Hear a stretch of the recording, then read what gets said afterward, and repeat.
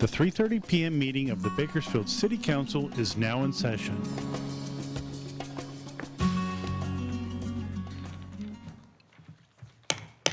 Good afternoon. It's my pleasure to call to order the 3:30 regular City Council meeting of February 22nd, 2023. Madam Clerk, please call the roll. Mayor Go. Here. Vice Mayor Gonzalez. Here. Councilmember Arias. Here. Councilmember Weir. Here. Councilmember Smith. I am here. Councilmember Freeman. Here. Councilmember Gray. Here. And Councilmember Core. Here. Thank you. Welcome, everyone. Do we have any students here today? Thank you so much for being here, and thank you for serving in the Scouts. In keeping with the Council's resolution, the public statements portion is now divided into two periods. There's a period for items listed on the meeting agenda and items not on the meeting agenda. Statements for items listed on this afternoon's agenda are given a 2-minute time limit, 20 minutes total per agenda item. Statements regarding items not listed on the agenda are also given a 2-minute time limit, 20 minutes total. If you have written comments that are longer than your verbal statement, give them to the clerk, who will give copies to the council. If you're here to make a public statement, please fill out a public speaker card and give it to the city clerk. That would be the completed card. We ask that you mark whether you're here to speak on an item listed on this afternoon's agenda or in a matter not on the agenda. Speakers who do not identify a specific agenda item will be presumed speakers for the non-agenda portion. Those speakers will be called during the non-agenda portion of the meeting. Madam Clerk, do we have any public speakers regarding items listed on this afternoon's agenda? Mayor Go, we have received no public speaker cards for items listed on this afternoon's agenda. Thank you. Madam Clerk, do we have any public speakers regarding items not listed on the agenda? Mayor Go, we have received one card for items not listed on this afternoon's agenda. Thank you. And would And you go it's ahead Michael and call? Turnipseed.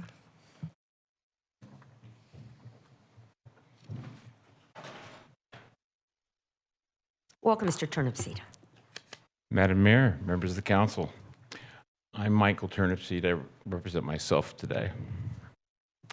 I'm going to talk a little bit about customer service and what I think the residents should rightfully expect for levels of service to be. I came back here in January 11th to talk about my episode with my car. The value of the damage is now over $10,000. After addressing your council on I think it was the 11th, a week later, I got a call from someone at the police department informing me what the status was and that it was going to go to an intervention team. That was 6 weeks ago. I haven't heard a thing. What's the status? Did they arrest anybody? Is he in jail? My car finally got fixed yesterday. It only took 6 weeks, thanks to supply chain. But the real question here is, if you're not a Category 1 incident, you sit and wait.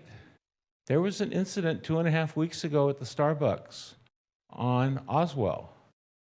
One of our good friends off the street, probably like the person who bashed in my car, who was a regular, who used to come in and take a sandwich out of the counter for his lunch, and they let him go because he was going to fight over a sandwich. Well, he got violent. He grabbed chairs. He started throwing chairs. Some people were actually hit and hurt, not seriously, by the chairs. Some customers ran him out the door. It took over an hour for the police department to get there. People were actually hurt. They got hit with the chairs. So, I'll be back when I have 2 more minutes, so I can, at 5:15, to finish my story about the police department. But you need to do something about it. You, the council, need to do something about this. Thank you. Thank you, Mr. Turnipseed.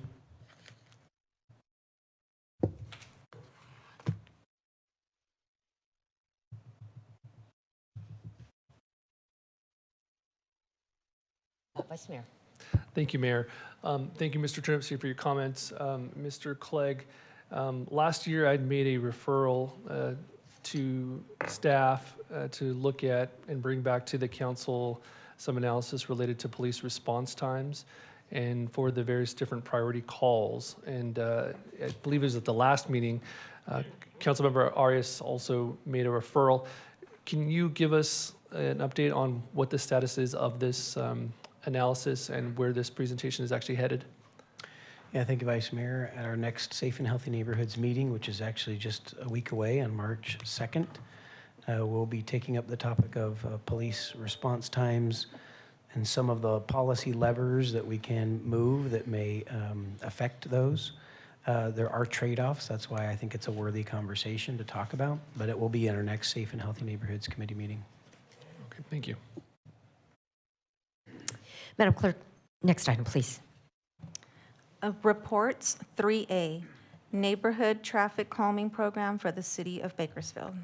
Thank you, Mr. Clegg. Thank you, Mayor and Council. I'm going to turn time over to Greg Strakulis, our Public Works Director, to introduce this item. Good afternoon, Mayor, City Council. I'm Greg Strakulis, Public Works Director for the record. I'm also joined here today by staff, Ryan Starbuck and Ed Murphy in our traffic division, and also Daryl DePensier from the nationally recognized firm Kimley Horn. They've assisted us in completing this small but very significant step towards a neighborhood traffic calming program. Some of the other steps that we're working on in terms of transportation safety center around complete streets at 6 particular corridors, and also some ARPA dollars that have been set aside for safe routes to school to install new sidewalks where there are missing links of sidewalks, and also do complete some other transportation safety improvements and enhancements. The city currently has a current policy on road undulations, which is another term for speed humps. This policy has been in place since May of 1997, so it's been in place for 26 years. In terms of results from that policy, every particular call or concern that we've had come in, we've addressed through either accumulating, doing a traffic study, gathering traffic data, also pavement markings, signage, but only one has resulted in a speed hump, and that was on El Toro Drive. And main reasons for that are because there are significant hurdles in getting to achieve all the criteria necessary for getting final approval for a speed hump. One is that you have to have a petition from approving 75% of the property owners in the neighborhood. Also, there's the 85th percentile speed limit must be exceeded by 10 miles an hour, which is a significant amount of speed. The neighborhood must fund the traffic calming improvement, and the city could, at any point in the future, remove that traffic calming improvement. So the incentives really weren't there, and also the hurdles and the challenges were there to get some meaningful improvements in terms of geometric changes to the corridor. But again, that's not to say actions haven't been taken in response to some of those concerns in terms of enforcement and traffic pavement marking and signage. But what we have before you today is a new revised neighborhood traffic calming program.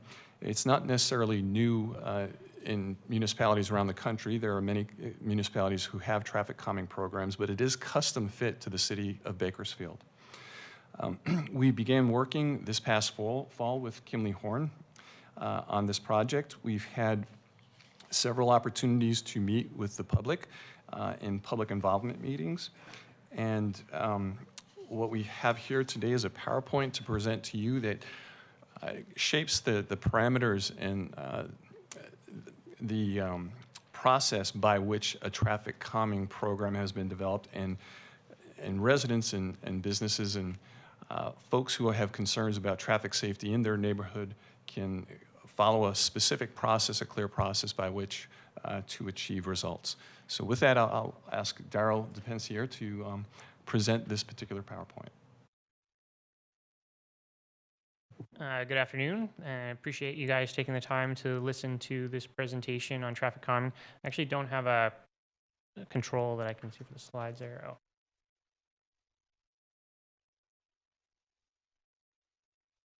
Thank you.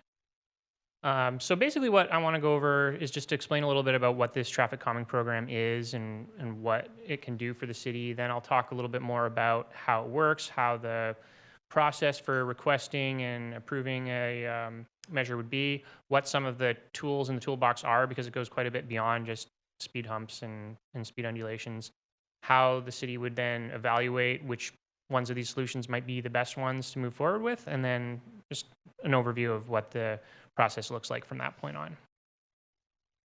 So the traffic calming program essentially is a toolbox of solutions. So it's not just the one size fits all speed bump or anything like that. We're looking at a pretty comprehensive set of things that could impact local streets. Some of them might even help people cross arterials or all kinds of measures like that. It also has its limitations. So when a request comes in, you might be able to say, this actually isn't a traffic calming question. This belongs somewhere else, and we can help direct that through. So our goals in the traffic calming toolbox are really to reduce vehicle speeds, reduce cut-through traffic and volumes on streets that aren't intended to carry them, reduce the number and severity of collisions, to make it just safer and more comfortable for pedestrians and cyclists to be out and about in a neighborhood, and just to generally improve quality of life, less emissions, less noise, and other impacts that traffic might cause in a neighborhood. So that's done through what we call the 3 E's approach, which is a long-standing thing. So the one we most think about is engineering. So what can we do to the roads or the signs, the infrastructure around the roads to improve situations? But it also involves coordination with education, enforcement, because we need to make sure that people also understand and follow the rules and the purposes of the roads that we have out there. So through this process, as Mr. Shackloose mentioned, we did a lot of public engagement. There was staff visited several events throughout the city over the course of this project, completed some surveys, and then we also had a public workshop that was fairly well attended, and we had the public engage in an exercise looking at a model neighborhood, putting down different countermeasures that we had on the potential toolbox, got a sense of which ones people were comfortable with, which ones they were less comfortable with, and we used that input to customize what actually ultimately ended up in the toolbox in the plan. So this is a flow chart that really describes how the process works. So I know you probably can't see every detail in this from here, but it is in the package and it is in the plan. And what it's intended to do is be from start to finish. So neighborhood representative puts in a request for a traffic calming solution. Then we work through a very initial evaluation process to understand what is the nature of the request, what's the problem we're trying to solve, what are the potential tools available to solve that problem. Then we determine, is this a tier 1 or a tier 2 type of solution? So tier 1 means it's a very easy, low cost implementation. The city can handle that with minimal effort, maybe have to buy a sign or do a bit of painting, but not much more than that. So it's a fairly simple, expedited process. If it's a tier 2, that means we're actually impacting the curb and gutter, we're making some physical change to the roadway that needs a lot more time and effort. We would identify that. We would work through the process of evaluating which solutions we want to explore on that front. Do the data collection necessary to properly evaluate the system, get the community involved, because we definitely need neighborhood consensus through something like that. And then in both cases, the project eventually gets implemented. Tier 1 quickly, tier 2, it may take a little bit longer. We evaluate how well it's working. And then if the evaluation says, yes, we've solved the problem or we've made a significant improvement, excellent. If we haven't fully addressed the problem, then we can reevaluate, reassess, and determine what the next step is at that point. So in terms of the process, it generally starts with somebody submitting a request to the city. So they want to see something done on their street to improve a condition. City staff could also initiate the process. So if there's a known issue that's been brought to their attention, that works much the same way. So once that request is submitted, the Public Works Department receives it. They look at what that first screen, is this a traffic calming problem? So if somebody's requesting speed bumps on Ming Avenue, that's probably not traffic calming. We need to look at something else. We may be wanting to reduce speed there. We may be wanting to do something else, but that's going to be another process. So it is a traffic calming solution. We've determined that. Then we can go through the project identification. So a lot of the time that might start with a little meeting set up with the community. determine what the actual neighbors want. Is it one person that thinks something, everybody else thinks something else? Get them familiar with the toolbox of solutions that's available, and just really get a handle on what the problem we're trying to solve. Then we might do a preliminary site assessment, so staff can look at the street. They can make their own determination of what might be feasible based on the criteria that we'll explain a little bit later, and figure out what tier of project. Is this that tier 1? We can just put a sign or do a bit of striping and we're good, or is it something that's going to need a bit more of a physical change? Then once we get through that process, then the Public Works Department can make its recommendation for how we're going to proceed. Again, if it's tier 1 recommendation, it's something fairly basic. The process can almost be finished at that point. The city can make those steps to get the items that are needed, put them down, and move into the evaluation period. If it's a tier 2 project, we probably have a more extensive data collection process. We may need to do an environmental study. We're definitely going to need to have much more community engagement, get the neighborhood on board, that we get that consensus in there. We'll want to meet that 50% threshold for support. And then we can have a survey that we send out to actually document who's on board beyond what was in the initial petition that might have come in. Then once we're at the implementation side, if it's again tier 1, the city probably has all the information it needs. It can acquire the signage or paint and go out and implement it. If it's tier 2, we need to probably get it into the prioritization process, the work program, allocate funding, see if there's grants available. There's a good chance if it's over $40,000, it'll probably have to come to you guys for approval as well. So you'll probably see some of those come through. And then the project can be constructed at that point. In the case where we have a lot of them to prioritize, then city staff will have a matrix to help identify what, based on how long the request has been out and where it fits with the rest of the program. So once the project's been implemented, it's been in place long enough, everybody's used to it, the traffic patterns have stabilized, and we can assess the effectiveness. Have we reduced that cut-through traffic? Are speeds down? Are people feeling more comfortable walking around and enjoying the outdoors in their neighborhood? So we can determine that success. If it was a tier 1 project and we're not sure it was quite hitting where we want, we don't necessarily have to jump straight to tier 2. There may be other tier 1 solutions that we can add or convert to. If we do need to move to tier 2, or that's where we're already at, then we can look at the project again. Maybe we want to take it out because it just isn't working the way we hoped, or maybe we just need to add a little more to it to get it effective. But the Public Works Department will have that ability to go through and make that assessment.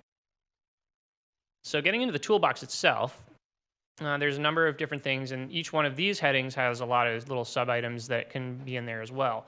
But it ranges from anywhere to doing some new striping or markings on the roadway, signs, more speed limit indicators, pedestrian crossing improvements, road diets, or just changes to the lane configuration, the use of the space on the street, roundabouts or other different types of intersection controls, the vertical deflection, which is a fancy word for speed bump, or anything that raises that you have to drive over to proceed to reduce speed. Then we have horizontal deflections, and that basically means anything that disrupts just a straight line. You have to weave your car around something to, again, slow you down a little bit. Access controlled neighborhoods, so maybe we don't want to have as many places for people to make the turns or to get into the neighborhood, just to restrict the amount of cut through we have. And then we have the enforcement and the education side of things too. So helping the police department target specific areas or specific behaviors, and providing some more education for young drivers and people in general about what we want to see and how we want the streets to be used.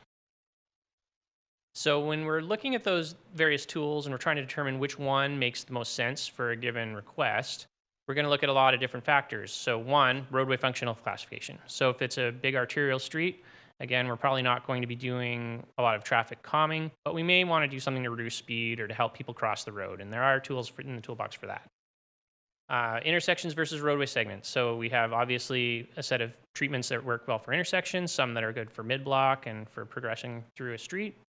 Speed limits, as I'm sure you guys are aware, the city can't just go and arbitrarily lower a speed limit without any proper study, but we can put in things that would help reduce traffic speed and eventually get us there. Also, we have AB 43. If you guys haven't paid seen much of that yet.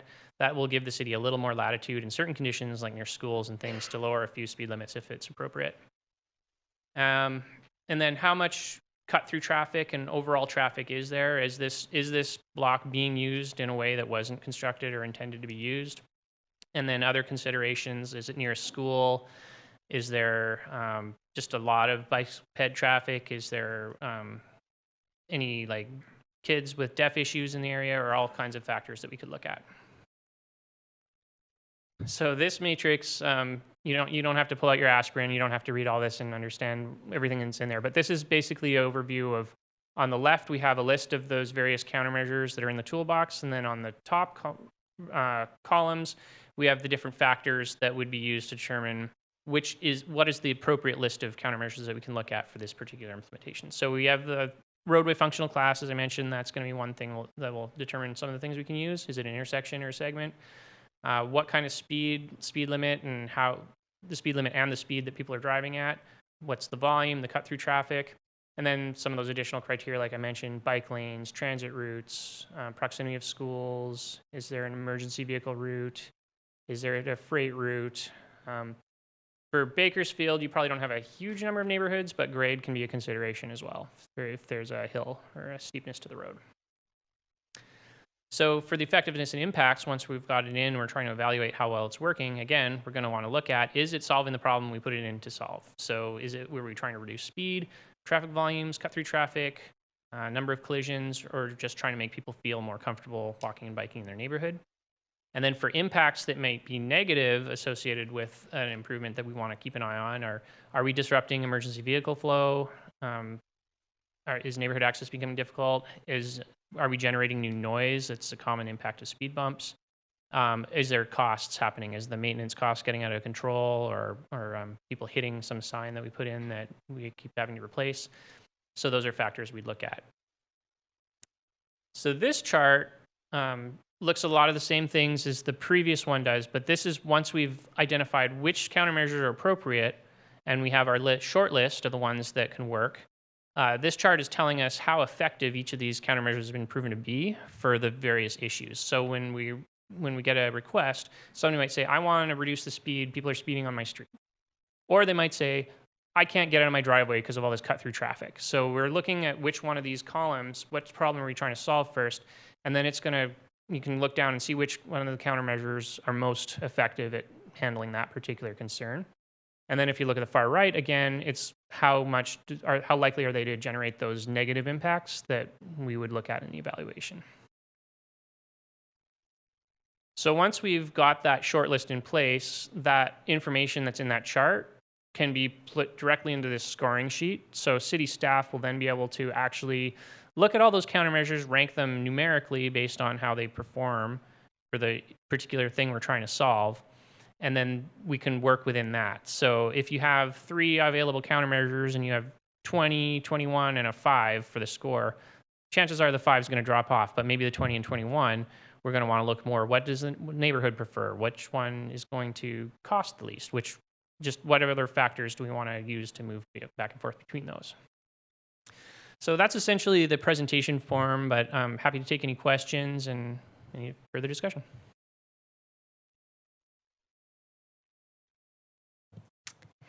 Thank you, Councilmember Gonzalez. Thank you, Mayor. Thank you for the presentation this afternoon. As I was preparing for today's discussion, 3 things are true to me that I was reflecting on. Number 1 is people drive way too fast in the city.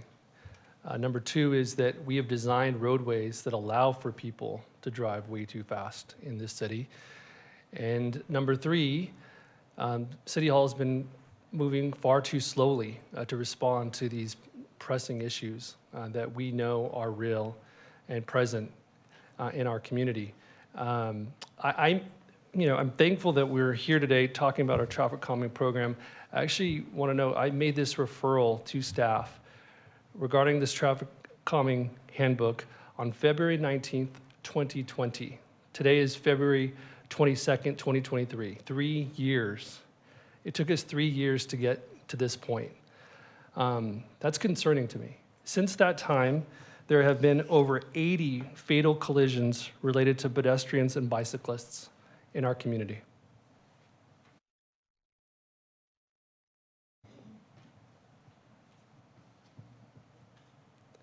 There have been 80 fatal collisions related to pedestrians and bicyclists in the city of Bakersfield. We are moving far too slowly to respond to pedestrian and bicycle deaths in our community. We must accelerate our work. So I want to ask a few questions to city staff. What is our measurement of success related to this traffic program? Mr. Straklus, you mentioned that when we implemented road undulations in May of 1997, over 26 years, there was one implementation of speed bumps in this community. 26 years. Part of the reason, as you cited, was because of all of the bureaucratic requirements that we placed upon citizens in order to actually move us forward and actually for them to feel a sense of safety and security in their own neighborhood. What are we doing to strip those requirements and making it far more accessible for my constituents in East Bakersfield and Oleander so that they can better communicate to City Hall and get the treatments that they need to reduce speed in their neighborhoods? Sure. Thank you for the question, Vice Mayor. I think the number one component to this is the funding. I think before, in the current policy as it is today, the burden of funding these projects was on the neighborhood itself. I think City Council, in its capital improvement program, has clearly identified funding in numerous sources to allocate towards transportation safety. One is the $6 million of ARPA funding that will help to add safety to routes to schools and parks. There's also the Complete Streets Corridor projects, which are on council tonight for approval of design. I think we're moving in a solid direction to focus in on that capital improvement program, which is now an aggressive program for particularly public works. And in terms of the neighborhood traffic calming program, we're removing some of those hurdles that were part of the old policy or the current policy that stands today. Tonight there is an item on the council to rescind the old policy for this particular new traffic calming approach. And it does remove things. Number one is the funding. It doesn't put the funding on the neighborhood itself. The city would allocate funding in its capital improvement program for these.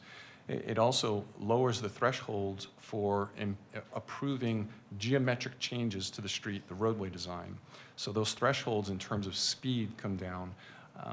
Also, the collaboration with the neighborhood itself, the threshold that used to be 75% approval of all the property owners on the street comes down to majority approval, which is still an important part of this because we do want to work with that neighborhood towards a solution that they're going to endorse and be forced to live with in the end. You know, many of the constituents I represent are, working families. Many are single-parent households. They have a lot going on, and many of whom do not have the time, frankly, to go out and circulate a petition.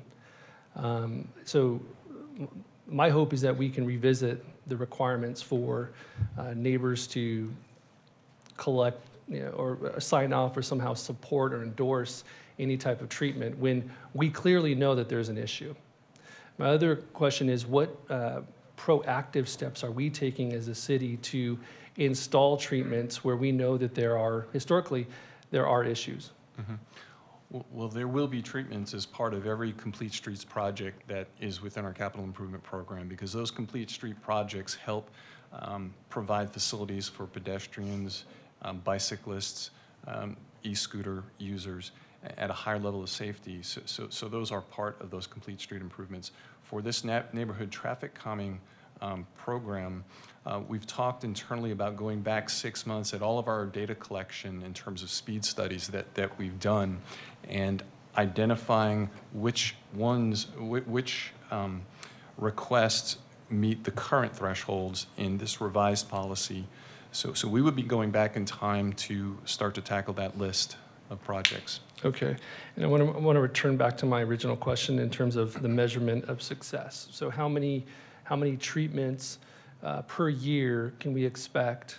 Would we consider a success? So currently, there is, I believe, $500,000 budgeted in the capital improvement program for traffic calming opportunities. That's not to say that's the only account. I think there are other capital improvement opportunities to build on that funding source, but the measure of success is how much did we spend out of that capital improvement program? Did we encumber all the funds for the projects in that fiscal year, and do we have a waiting list for more to do?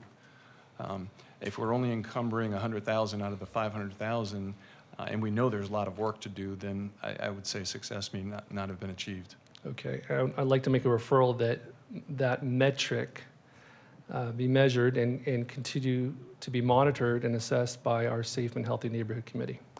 Thank you. Mr. Starklus, with the measure of success being an input, so it's completing the projects, what about the outcome, though? So are we reducing injuries? 34th Street neighborhood was used as an example of a group that you met with, and they had reached out to me, I had reached out to you, and thank you for meeting with them. They were, unfortunately, not satisfied with the response because we didn't meet the speed hurdle in that neighborhood. But when the neighbors keep saying, do we have to have a death occur? That is troubling. So how do we balance the traffic studies, the speed, versus what people are observing? The principal also is observed similar types of things. So these are people who are in the neighborhood on a regular basis who are seeing these, and maybe when we do the studies, the timing doesn't quite align. But how do we achieve the results that we're really seeking, which is greater safety?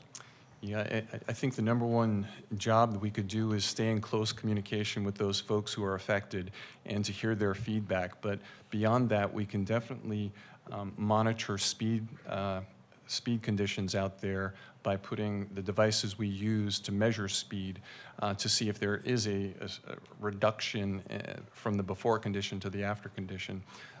We can talk to folks about, are they observing changes? And of course, we're keeping an eye on fatalities and injuries and crash reports throughout the city.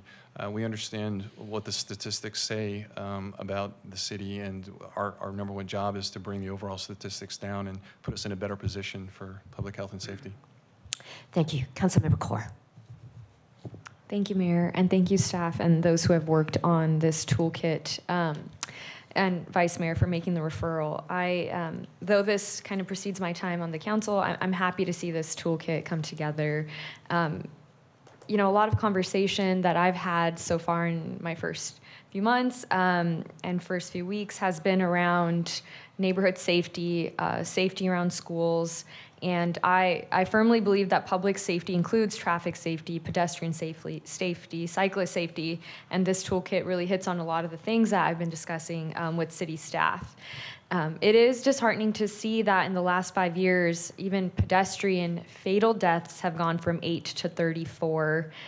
When someone on their feet is the most fatal, is the most vulnerable in those fatal collisions, I think there's room for us to, increase the safety for those who are the most vulnerable, and safety increases for all of us as a result. But Mayor Go, as you're saying, one death is too many, so this is definitely an urgent matter for our city, for all of us. So I give kudos to everyone who brought this toolkit forward. I have two questions, and one is, how do we define a neighborhood in this toolkit? Daryl, do you want to try to answer that? So the answer to that is kind of it depends. So what we're using to determine is the level of impact. So if it's a tier 1 kind of a project, that neighborhood is probably going to be larger. We need to assess, and this is going to be a little bit of a case-by-case basis. If we're going to make a major geometric change to the roadway, And the people that have to use that roadway are the neighborhood. If it's something more minor, like a change in striping or some signage, it's going to be a much tighter, it may even just be a single block. It's just really trying to get at the impact. Okay, could you give me an example of each tier? So a tier 2 might be, we're going to actually tear up the curb and gutter. We're going to redesign the roadway to kind of make more of a chicane effect to slow traffic. Or we're going to install a physical separator between a bike lane and the traffic lane. So it's construction, we're involving heavy equipment. It's going to cost more. A tier 1 would be, we're going to put up one of those radar feedback signs on the side of the road, or we're going to change the paint on the road to make it a little bit more clear where drivers and cyclists or pedestrians need to be. Okay. I just have a suggestion. I was also at the public workshop, and I thought the location and the timing could have been more accessible. So I'm thinking a lot about accessibility of residents being able to, share feedback. So is there a possibility of this toolkit going on tour? So there's a workshop now held in each ward, and so residents have the opportunity to attend this workshop at a time that fits. Maybe it's on the weekend for each ward, and at that workshop, then they're able to submit some of these things that are very troubling in their neighborhoods. That would be my suggestion, and if we could also explore providing food and also childcare, I think those would allow for more accessibility at some of these public input workshops that we're hosting. Because I would agree with Vice Mayor, I think accessibility is of high importance, especially when it's something as important as neighborhood, safety, student safety, child safety, neighborhood, public safety. So that was my one question and suggestion. My second one is, let's see. I know there's another document that highlights kind of accessibility and ADA. Is that listed in the neighborhood traffic calming toolkit somewhere? Is there room to build that in? Where would that be tiered? Is there somewhere where that can be tiered a little bit of higher importance in creating more ADA accessibility in some of our neighborhoods, especially if they're around schools and parks and public spaces? You are correct. There is an ADA accessibility plan that has listed locations where there are needs to address infrastructure. There is a capital improvement project with budget allocated for that.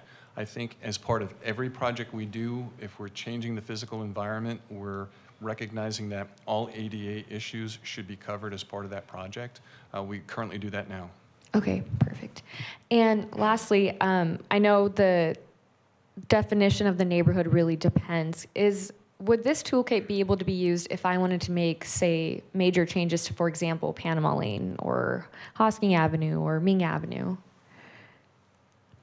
I think the tools that are available to us could certainly be considered. I think we'll have to also weigh the classification of the street and the intent of moving the volume of traffic and find that correct balance to address whatever issue it is we're trying to solve. Okay, thank you. Thank you, Councilmember Carr. Councilmember Freeman. Thank you, Mayor. And is it Kevin? The first name? Daryl. Daryl. Oh, Daryl. Thank you, Daryl. Anyway, thank you for the presentation.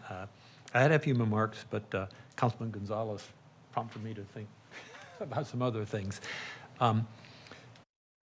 It would be helpful, and I guess this is Mr. Schrackhaus, to get back to us with just some sort of a very brief presentation on, if we had 80 deaths, the causes of each one of those. So we're very specific about, as I remember in the past, maybe it was a California newspaper article about this problem, but lighting was one of the major problems causing deaths.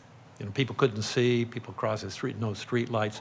But if we could get back to what caused, maybe you divide it into 6 categories by the deaths. But if we find out that 50% of them are one category, hypothetically, let's say it was no street lights, just then I'd understand it better, what's causing the problems, and when we go to allocate monies for capital improvements, that we spend the money on the low-hanging fruit where we're going to have the most impact. because we would want to spend it where we're going to reduce deaths or accidents the most and move down the tiers. So we just spend the money in a smart way.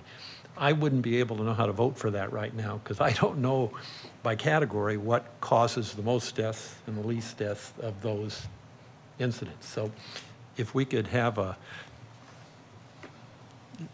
in the next few meetings or even a memo from you to council members, something that informed us this is the categories of those deaths. Understood. I think some of those questions I've asked to the police department and getting into some of those police reports, it's still questionable as to what the root cause of the issue is. I think as engineers and designers, we try to now design a roadway system that keeps speeds in check and tries to minimize the casualties of accidents that are going to happen. And that's why we're trying to design roadways now a little bit differently as opposed to just moving the traffic at the high rates of speed to something a little bit differently at the posted speeds. So I think design of the roadways definitely plays into that. So that might be your answer on a lot of them. It was, and I know you're going to have to make some assumptions. This is your best guess, and from collaborating with police and your knowledge, you still need to help us because we don't know anything about, well, here's my best guess, it was lighting. My best guess, it was the design of the street. It was, and sometimes it might be just the pedestrian themselves, wandered across, was intoxicated and walked across the street in front of traffic. Who knows? But it'd still be, and we can't do much about that. But it'd still be helpful for us because, we get written up in the national papers and a lot of bad press, and they love the high figure. If they can go back 20 years and find enough, they print it to make us look bad. Okay, next subject. Most of the discussion here was about existing neighborhoods. I'd like to at least share in new neighborhood design because I was involved in a lot of that for last 15 years of, which started about 7 or 8 years ago. Prior to that, at Councilman Cook, we changed all our street designs to safe streets. I mean, in every project, there's thousands of acres of them now you can go through. And the traffic calming things that we found were the most effective on locals.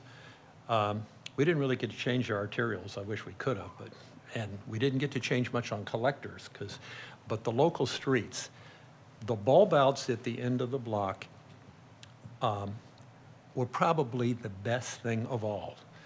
It works much better if it's a tree-lined street. If you have a 5 or 8 foot grass strip between that for safety alone, between the roadway and the pedestrian walk, that enhances safety tremendously of kids walking around the neighborhood because they're never going to be in the traffic.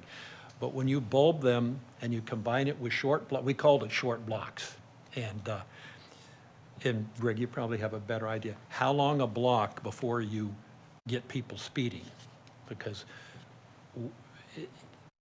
straight, long blocks are what encourage drag racing on local streets. So if you design a subdivision, which is still happening, the engineers will just turn them in. I see them all and like, God, they've done it again. And I've lived in neighborhoods like that. Before we started doing it, we would do neighborhoods like that because it was more efficient to do that long road. I didn't have as many breaks to make the block short. You lose some land to make, it should be a grid pattern. That's the most efficient. But people just start ripping down the street. We have our local streets standards is extremely wide to allow parking, and it almost seems like 2 lanes. But I think the standard we were told when I got here is, well, you want 2 fire engines to be able to go past each other 55 miles an hour on a local street. So that's where we're going to build them. That's the Caltrans standard, and you're going to do it that way whether you like it or not. And most streets in Bakersfield are built like that. So you can rip down a local street. So I always said, well, who would ever let their children play in the front yard in a Bakersfield local street? Because it's just too dangerous. The street design itself. So at least it'd be nice if we could be encouraging developers, or maybe we have to change standards, more discussion on this because they hate the extra expense. Bulb outs, short blocks, and roundabouts can be done on locals, as well as collectors, as well as arterials, and they are tremendous safety features and traffic calming, and they reduce pollution. You don't idle and accelerate all the time, and you don't stop because you stopped. We started doing them in neighborhoods, and people got used to them. We got the idea. I went to Coral Gables a number of years ago. My daughter had been transferred there, and she lived in a neighborhood designed in 1910. Grid pattern, short blocks, little roundabouts. These are locals at the end of each street, with a little tree in them, so your sight line was blocked, and it was totally calm. So someone figured out how to do this over 100 years ago when they were laying out subdivisions in Florida, and somehow we're all the latest thinking, let's go back.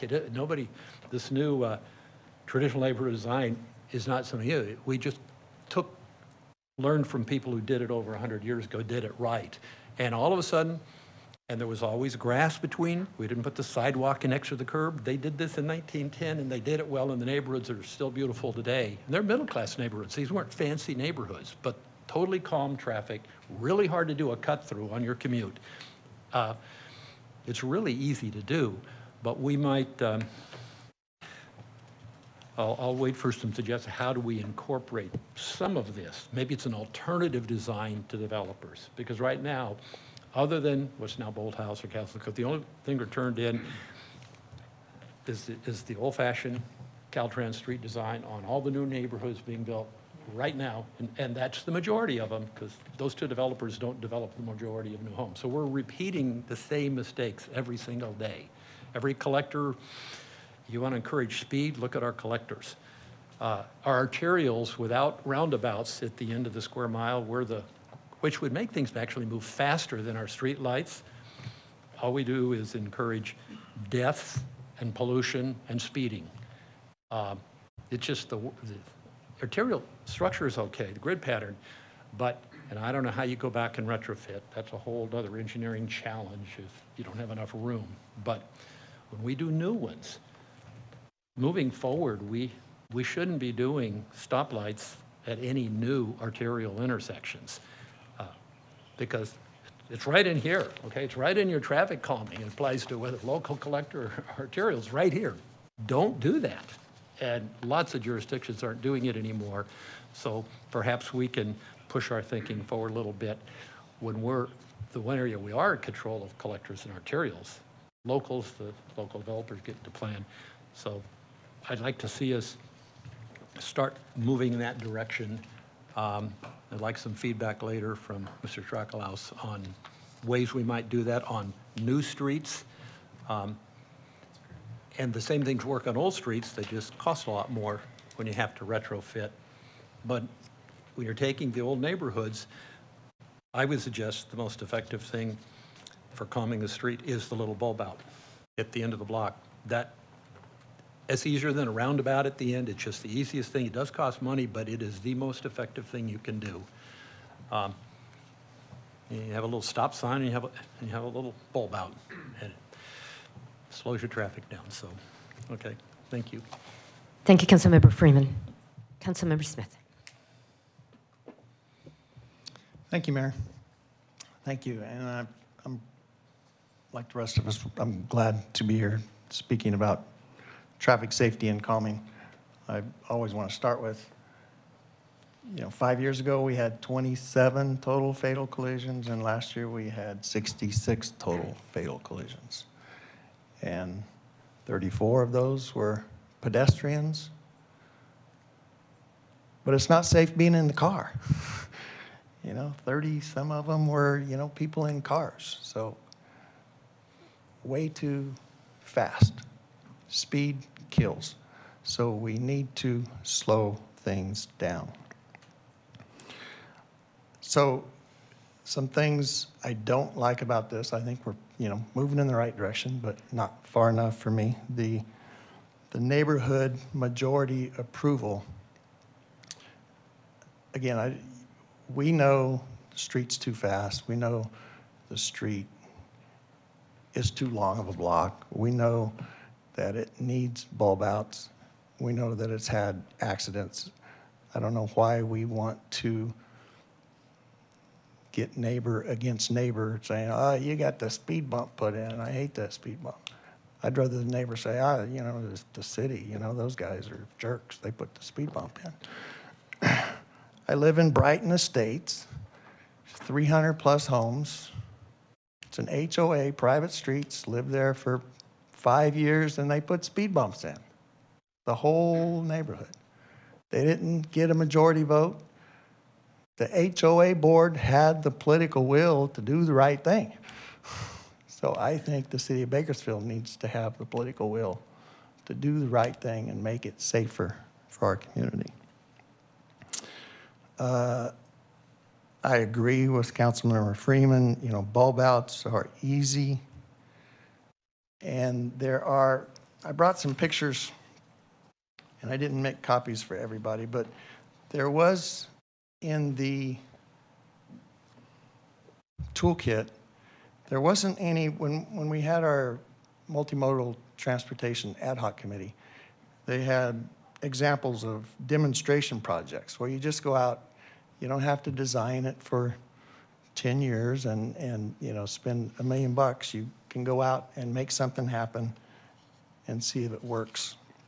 So I brought some pictures of those things that are simpler, and if we approve something later, I would like, you know, these types of things included so that we can do the bulb outs cheaper and faster. We can do chicanes cheaper and faster with some temporary, quote, temporary, you know, it lasts a couple years, 5 years, I don't know, 10 years. But you can make something happen fast and very cheap that way. The other thing is on the project scoring, there was a number of things that I wanted to comment on. The speed adjustment, you know, the 85th percentile, I understand that's the law and that's how we set the speed limit, but we don't have to design the street around the 15% fastest drivers. We don't have to design the street around the reckless guys. If we did, you know, everything would be a racetrack, which is what it is. So I think we need to start points down lower for what the speed is, you know, and not, what we're saying is the fastest 15% of the people, if they're going fast, then, you know, we get a few points. And so I think that's wrong. The roadway characteristics, for every 5 feet of roadway with an excess of 40 feet, 40 feet's too big. That's why we have the problem in the first place. You know, like Councilmember Freeman mentioned, they build their streets more narrow.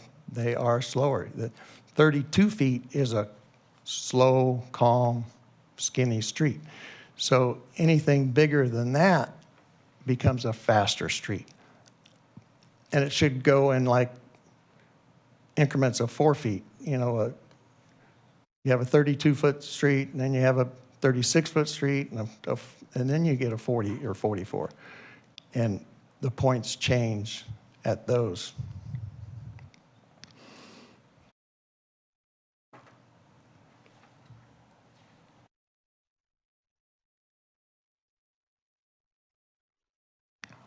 So I guess I want to move this forward, and I don't know whether we need to continue to amend it. It's difficult to make all the changes tonight, but I think, you know, headed in the right direction, but obviously a lot more needs to be done. Thank you. And I also would address Councilmember Freeman's, you know, on newer neighborhoods that are not in West Ming. We are going to look at the subdivision standards and hopefully make changes so that all development in Bakersfield is more consistent with what we're talking about. Thank you. Thank you, Councilmember Smith. Councilmember Gray. Thank you, Mayor, and thank you, Daryl, for coming tonight and putting this in front of us. And I really appreciate the wisdom that I've heard tonight on this dais of men that have been doing this during their career, and they know what they're talking about. So I think we need to be really listening to their suggestions. I am definitely in favor of when prioritizing these projects, because there's only but so much money that's going to go around per year. So we have to be really careful that we're not politically prioritizing these for one neighborhood over another, but that we are definitely prioritizing due to the data that we have received as far as how dangerous that particular neighborhood is and what can we do to satisfy that. We've got a bigger problem now because just recently the governor overturned the jaywalking law. So that's going to give us even more challenges. Unfortunately, the state of California, again, has put us in a position as a local government to try to mop up after their bad decisions. I just had that happen to me coming home from work about 2 weeks ago, and I almost hit a pedestrian, the closest I've ever come to in my 50 years of driving, and he just stepped right out in front of me on White Lane purposefully and then gave me just that wonderful peace sign that they always do when I slammed on my brakes to avoid him. So we've got a problem there when we've got people that are not that lawless again. That's a big problem. But District Boulevard, where our business is, we've had a problem there for years, and it's probably a month after I was elected. We had a meeting with one of my constituents, business owner, on District Boulevard, who had lost 2 of his employees. They were riding a motorcycle together to work. We're in the middle turning lane and were hit, and both of them were killed before they could even enter his doors. District Boulevard is a fast street, and we've got huge semis going down there now, FedEx trucks, and I'm even more careful than I ever was now when leaving home from work. So when we brought this to the attention of the city at that time, I understand it was a really big deal to be able to get the speed limits reduced because those are state-owned roadways. So how do we go about that? We're talking about speed, and we are, in fact, I just had a customer in our design center yesterday that moved from another place, and they said, people drive so fast in this city. And I guess I'm just used to it. But they had come from out of state, and they said, we just can't believe how fast people are driving here. So how do we correct that problem?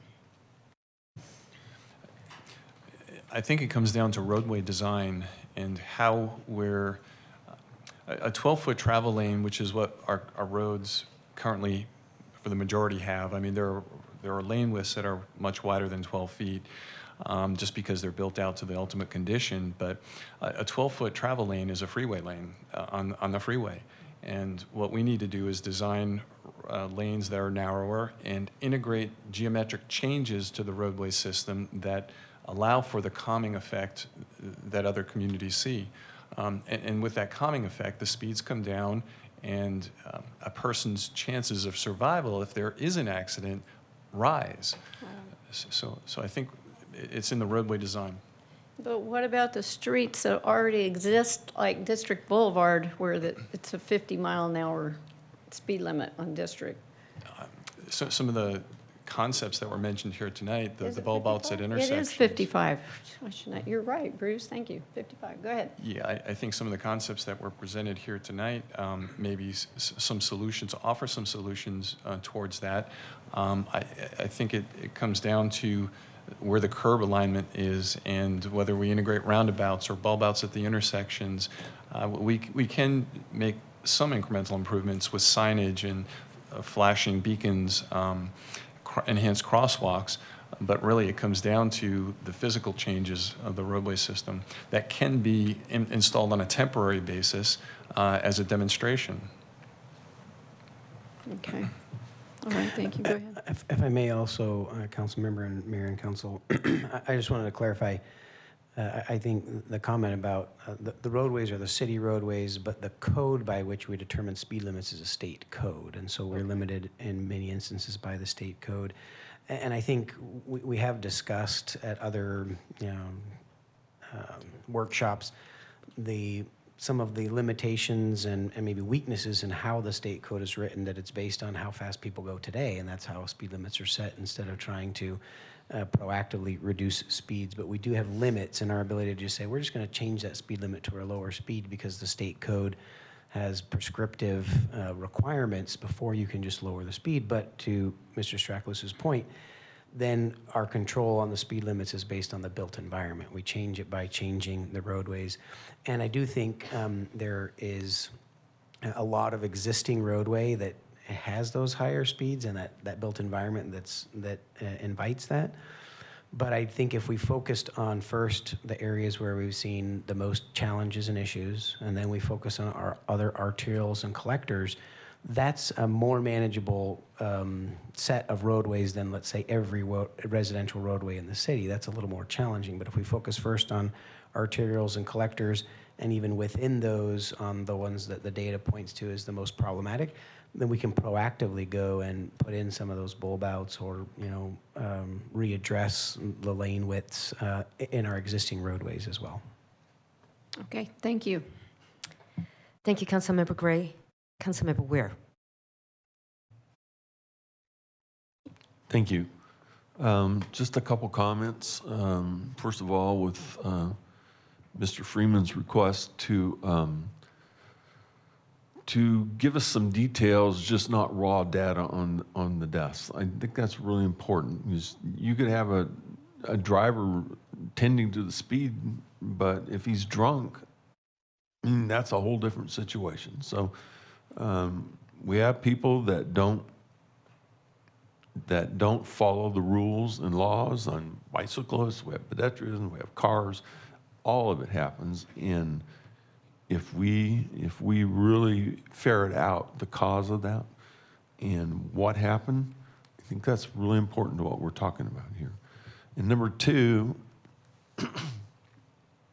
I do think it's better if we go to a community where somebody has filed a paper or form and then shown interest in their particular area, and meeting with that contingent of people and inviting them in, engaging them into the process, rather than just go out and say, okay, we're doing this, we'll see you in 6 months when we're done. I think we need to be respectful to the property owners, all of them, and if they do have a vote and they vote it down, then that's it. I'm sure we'll have plenty of other projects we have to get done. So I really don't want to take away the community part of this. Thank you. Thank you, Councilmember Weir. Councilmember Arias. Thank you, Mayor. Thank you, Daryl. Thank you, Greg.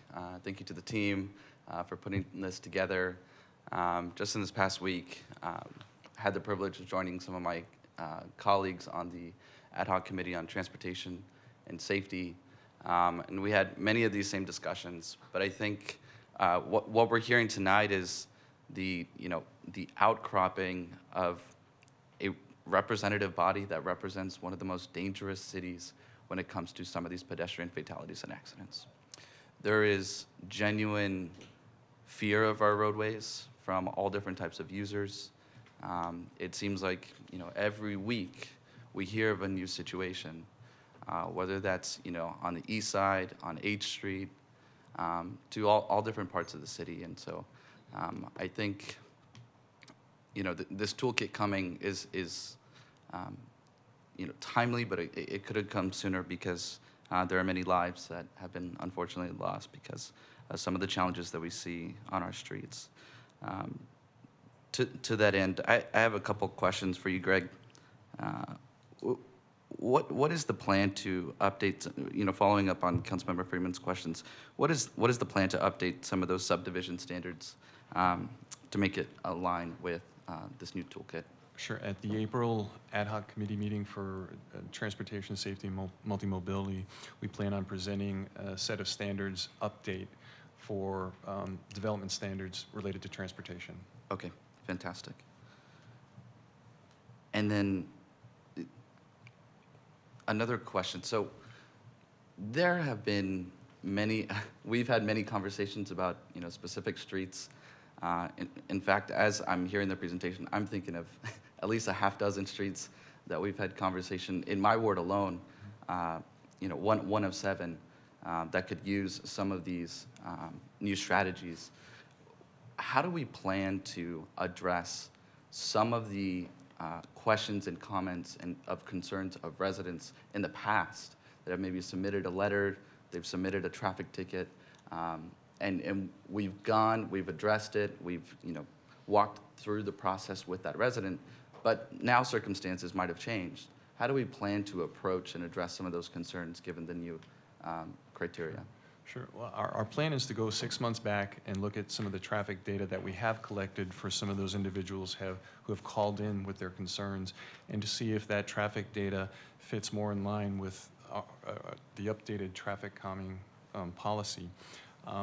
That would be a first step to doing that. A second step would be to coordinate with our public information officer and have him find ways to share this information about this updated neighborhood traffic calming plan with folks out there as a new and refreshed way to approach traffic calming. Great. And then, so at that point, and I appreciate some of the comments from my colleagues, I still think that the onus really is quite large that we place on residents to really do this gathering of information, winning over the hearts and minds of their colleagues or their residents or their neighbors. What steps do they need to take in order to then put the onus back on city staff to start making some changes? Can you walk me through those one more time? Sure. I think once we become aware of an issue in a neighborhood, there are some key questions that we're going to ask the individual so we can get a better sense of whether it's a Tier 1 or Tier 2 opportunity. As you mentioned, there are some streets we've talked about since my time here, and we've gotten a head start in some of those streets, particularly the corridor stretches where we're working on complete street concepts. But for those residential neighborhood streets, contacting our office, allowing us to work with them, ask them key questions, collect data in their neighborhood, and then continue to work with them on some of the tool applications for their neighborhood. And really the ball stays in our court for quite a while. When it comes time to encumber funds for one of those larger improvements, if it's not going to be a temporary one, we would come back to council because it's probably going to be above $40,000, and we would be asking for their support at that presentation. Okay, great. And I'm assuming that all of these materials are going to be provided in English, Spanish, and Punjabi? Yes, sir. Okay, great.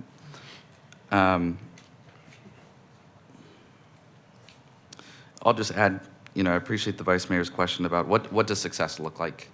And I think part of that conversation has to be taking responsibility for some of the pedestrian deaths that occur on our streets.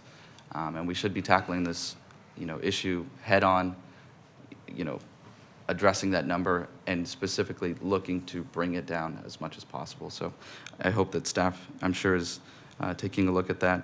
I also agree with Councilmember Freeman. I really think the most strategic way to start to implement some of this is to overlay it with the heat maps.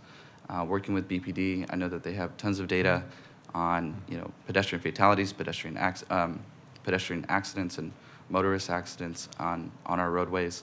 And I would love for us to, maybe through committee, take a look at what are those, best opportunities for the city to start tackling some of that.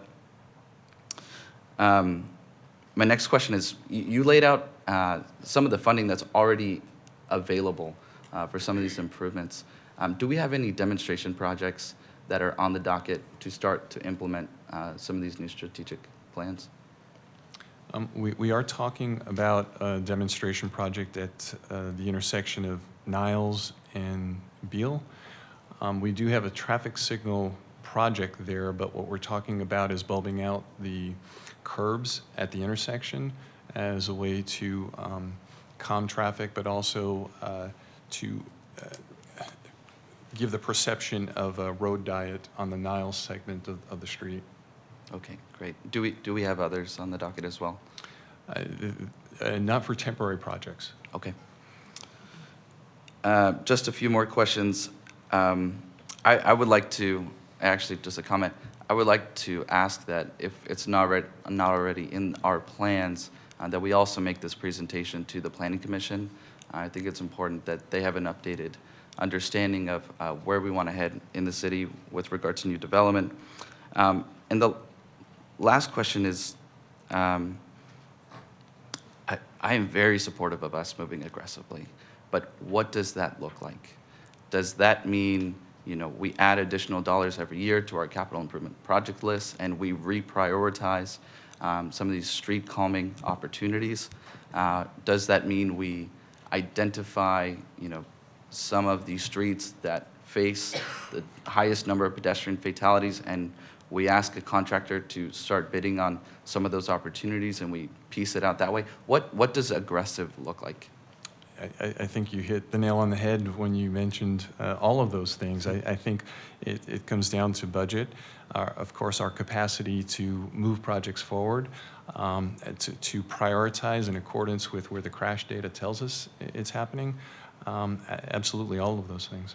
Okay, great. Thank you. Thank you, Councilmember Arias. Councilmember Corr.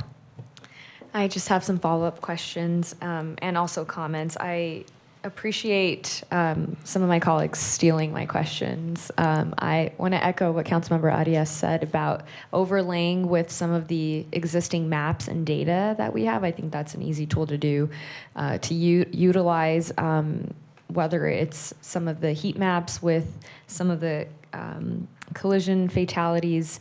I was curious about where these different fatalities have happened with pedestrians. I know I'm aware of one that happened right at the corner of a high school, and that was a fatal collision that involved 2 cars. So as Councilmember Smith said, it is also dangerous to drive. With that, are there other kind of maps or other data that we are interested or pursuing in looking at how and where to implement this traffic calming toolkit? That's a very good question. I think there is additional data to look at. I'm not sure how it's compiled and whether we currently have the capacity to look at it on a map, but in terms of the data point, beyond crash and speed data, there may be other criteria we could look for. And will this presentation, or has it already been shared with our police department as well? I don't believe I've directly shared the presentation with the police department, but I have had discussions with police and fire regarding traffic calming in general.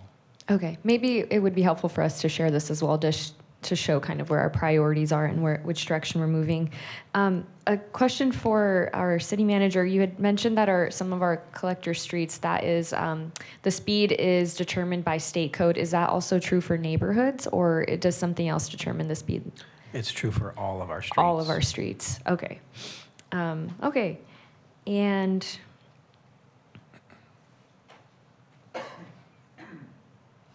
all right.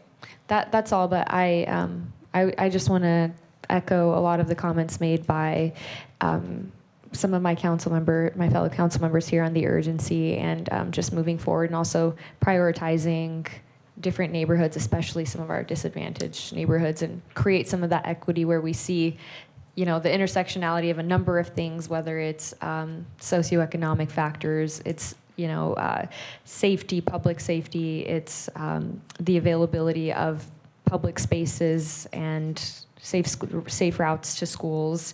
I think those are all worthy kind of intersections to look at as we kind of prioritize these different projects.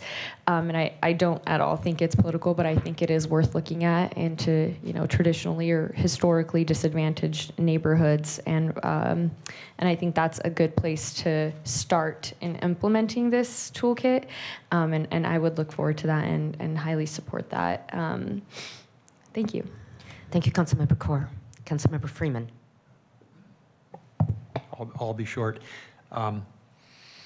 First is, there are 34 street sections for every type of street in the West Ming specific plan in the back. But it would be worth looking at. They were all developed by a Florida engineer. I don't know if we ever talked to city. We tried into a 10-foot travel lane instead of 11 or 12. We tried and tried, but so you'll still see things I think are too wide, but it was the best we could do with the Public Works Department at the time, whenever it was 10 years ago. But it sure has a lot of examples of how you can do every one of these kinds of streets we're talking about. They're all in the exhibit, for all for a different, modified collector, this kind of local, but they're all there. And it's probably worth perusing when you're trying to come up with some new standards, which I guess we already have that project assigned. So we don't need to have a new assignment that you'll be coming back at some point this year or next year with a recommendation on locals, collectors, and arterials, how they would be modified. So I'm looking forward to that. My only other comment was following up on both Councilman Weir and Councilman Smith's comments on, what percentage do you need? I have a community in Seven Oaks with an HOA, okay, that had a little different language than the one later that we put in Councilman Smith's neighborhood, that required just a majority vote to do anything. They wanted to paint a wall along the collector that the city wasn't maintaining. It was all moldy, and no, we don't do paint. Our prior parks director was sort of firm, we don't do anything like that. It was so ugly. They just want to spend their own money and do it. They tried for 3 years with their neighborhood, walking door to door 3 times to get 51%. They could never get enough people to even vote at all and respond and turn in. The problem is they just don't vote at all. So I don't really like having, because I know it doesn't work, the door-to-door knocking to get people to agree, and they just won't. On the other hand, I don't think they should just be surprised something's happening. So maybe we can look at some compromise where there's neighborhood meetings, you try to get a lot of people there, you get some consensus, and maybe before you do it, you send a notice to everybody in this, quote, neighborhood, and that they can come down and have a little hearing or something. But rather than the vote thing doesn't work. I can tell you, the reason they were able to do it in his is because their CCNRs gave the homeowners board the power. If they'd had to go door to door with 365, never would have happened. So there's got to be a compromise here that works, informs people, but doesn't get into the door-to-door voting that just, my experience anyway, doesn't work. Thank you, Councilmember Freeman. Vice Mayor. Thank you, Mayor. A couple things. One is, I know there was a couple comments related to the number of pedestrian and bicycle fatalities, pedestrians and bicyclists who have been killed on the street by drivers. And there's a question about actually what is the real reason? What was behind it? And I will say this: we know that no matter what we do up here on this dais, accidents will happen. People are people. We're all people, human beings. We will have accidents, period. But accidents should not result in the death of a driver, of a pedestrian, of a bicyclist, period. And the reason why we have so many deaths and the reason why the numbers continue to increase is because of the speed of the drivers, period. And so we need to get really serious about this. So let me ask you, Mr. Strackluce, and I appreciate all of your answers today. When there is an accident, are we, or is there someone in the traffic department, an engineer, actually conducting some sort of environmental design analysis related to that particular accident? Well, I do think, depending upon the crash, the type of crash, there is follow-up from the traffic engineering division to read the crash report and to inspect the conditions out there on the site. But that is depending upon the type of crash it is. Fatalities, by all means, multi-vehicle accidents occasionally. When there are claims of signal interruptions, we're always looking at that. Okay, thank you. I think we need to adopt this traffic calming toolkit tonight. It's coming up at our, just for the benefit of the community, it's coming up at our 5:15 meeting, item 7G, is when we'll actually be approving this. This is just the workshop. At that time, I will be making the motion to approve this with the exception of the public input, particularly for the, help me out here, the Tier 2 projects and that 50% requirement. So just so I have clarity and for the benefit of the public, currently as proposed, there would be a 50% participation requirement and then a 50% approval. Well, for the Tier 2 projects, we are looking for majority approval of the traffic calming approach that would be implemented on the corridor, on the street, in the neighborhood. So we are looking for majority approval. It's a simple, you're asking, just so I'm clear, the way it's written, it says the city requires a simple majority response rate from survey recipients, of whom a majority must be in support of the selected traffic calming solutions for the city to move forward with project implementation. So is it 50% of those who participate? Oh, Darrell, how is that written? Yeah, that was how it was written. So we need at least 50% of the community or the neighborhood to participate and engage. So that is... And then if we can get that 50% of engagement, then it was the majority of those engaging. So it's two requirements. So it's 50% of the residents who are affected must participate, 50%. And then those who participate, we need a simple majority in order for us to move forward with the treatment. Well, and I would say the participation is an awareness of the conversation about traffic calming in the neighborhood. And then there is sign off on that in terms of the majority approval from those that are aware. Okay. I would agree with my colleague, Councilmember Freeman, that it's very difficult to receive 50%. In fact, I would be curious to see what all of our elections and our various different city council races were. I don't think it was 50%. And so I think that's very concerning and we need to revisit that. So what I'm thinking through right now is perhaps a motion later tonight to approve the traffic calming handbook and to revise the public participation requirement in the ad hoc committee on traffic safety. Mr. Clegg. Thank you, Mayor and Council. I was going to suggest a wrap-up of what I've heard, and that was part of that conversation. So if I could make a suggestion there. I do believe there are two components of the resolution tonight that, based on the feedback from today, may require some future revision, future consideration. It is the public participation, and it is the point system, how that point system works. I think the way that the resolution is written tonight, I think it is not necessarily what I'm hearing. Several points of the feedback aren't reflected in the resolution presented for tonight, and so we could adopt that resolution, acknowledging that we're going to send the one or both of those topics to the committee to work on, the point system as well as the public participation piece. I think, and I would ask City Attorney's Office to weigh in here if necessary, but I think that we could adopt it and refer both those issues to the committee. As well, there may be an opportunity, I think, if there's a desire to provide notice versus a majority participation. That's another consideration that could be made in a motion tonight.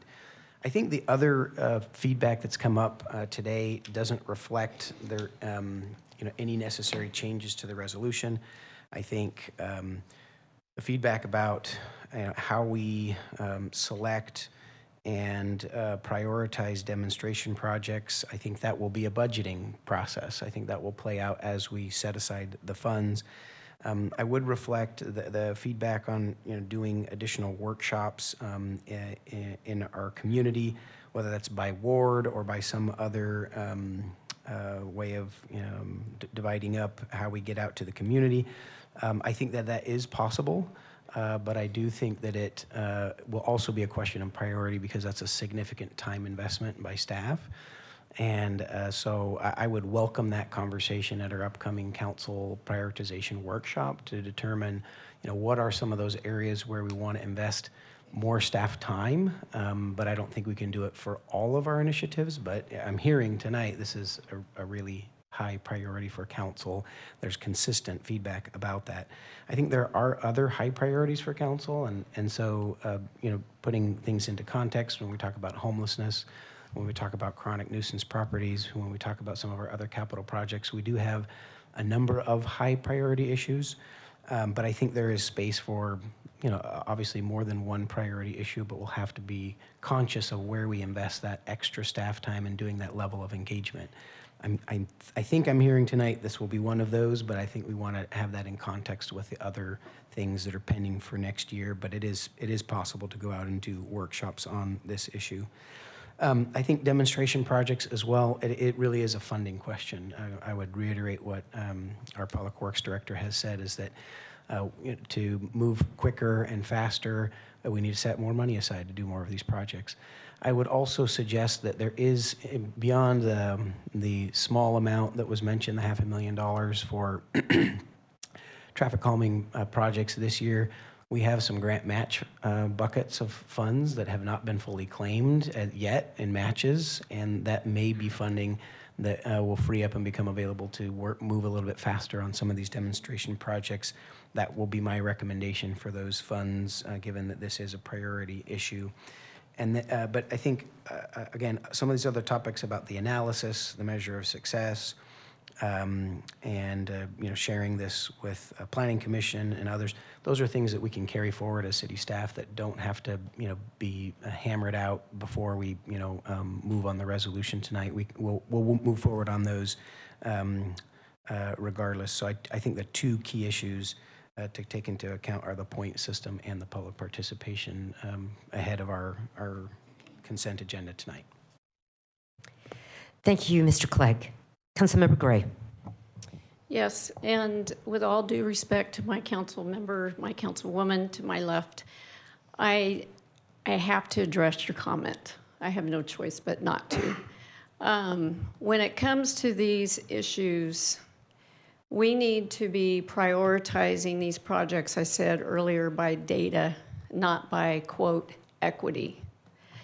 Equity says that this skin color or that ethnic group or that financial group is more valuable to this group or this group or this group.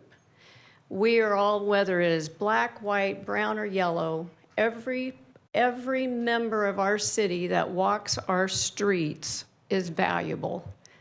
Every single member. So we do not prioritize these projects based on equity. We should be prioritizing based on need, budget, and statistics of where are the most dangerous spots, whether it be in Seven Oaks or it be over in East Bakersfield. That should make no difference, is where are the dangerous areas that we need to address. So with all due respect, I wanted to bring that forward. Thank you. Thank you, Councilmember Gray. Respectfully, Is there an order? Smith. Okay, I'll go ahead and request to speak. Thank you, Mayor. I just wanted to clarify my position on the community input.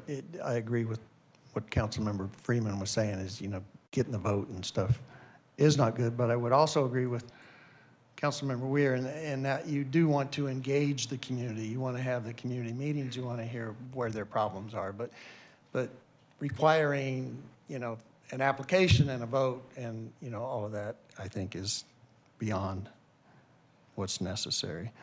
And I would just, again, you made the point about the community input and the point system. And I also think, we should add the demonstration tools as something that we want to add to it. Thank you. Thank you, Councilmember Smith. Councilmember Kaur. I agree with that as well. I think I was going to mention this earlier, if there would be a two-pronged approach, if it's how do we also categorize issues that city council members have individually addressed with city staff already that are kind of pending and fall into the category of neighborhood calming, traffic calming. But is there a method that is, a multi-pronged approach that would allow for kind of different categories and that emerge, and we're able to kind of see overlap in what constituents bring forward, and again, having that investment of city staff and resources and taking this toolkit to communities. And just to respond to Councilmember Gray, I think the data supports and will reflect where equity is and where it isn't. Thank you, Councilmember Kaur. Vice Mayor. Thank you, Mayor. Just want to round out my comments by saying when there is a disproportionate number of pedestrian and bicyclist fatalities in disadvantaged neighborhoods on Union Avenue, it is clear that an equitable response is required, because the goal is that we care about and we want to create safe neighborhoods for every single resident. But it's hard for us to say that when many of our disadvantaged neighborhoods, historically disadvantaged neighborhoods, are experiencing the brunt of unsafe streets, unsafe conditions, many of whom require,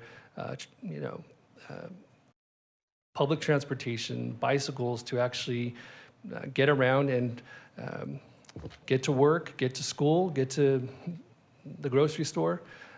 So we have to take a harder look at equity. I think it's required if we really want to live up to the value where every single resident in our community is valued. With that, I'm going to make a motion to receive and file.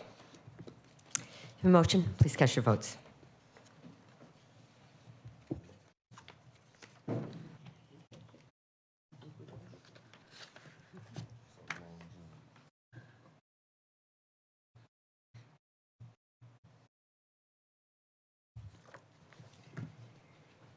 Motion was unanimously approved. Thank you. We stand adjourned at 5:01. We'll start the next meeting at 5:15.